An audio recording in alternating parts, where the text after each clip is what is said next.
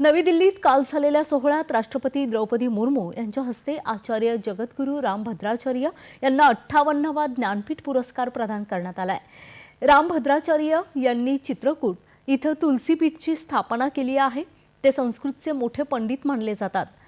संस्कृत भाषेच्या समृद्धीत आणि प्रसारात त्यांनी मोठं योगदान दिलं आहे। रामभद्राचार्य अत्यंत प्रतिभासंपन्न असून अनेक क्षेत्रात त्यांनी मोलाचं योगदान दिलंय असं राष्ट्रपती यावेळी म्हणाल्या। साहित्याचा उद्देश हा समाजाला जोडणं आणि जागं करणं असा असतो।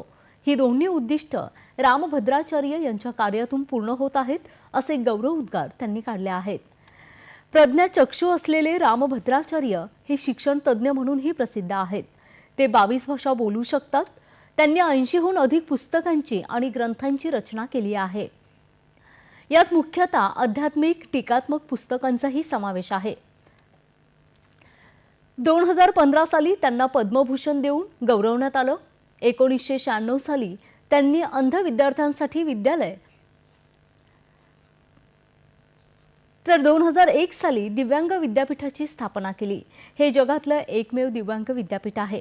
ज्ञानपीठ पुरस्कार प्राप्त ज्येष्ठ कवी गुलजार या सोहळ्याला उपस्थित राहू शकले नाहीत। राष्ट्रपतींनी आपल्या भाषणात त्यांना शुभेच्छा दिल्या आहेत। तसेच त्यांच्या प्रकृतीला लवकरच आराम पडो यासाठी सदिच्छा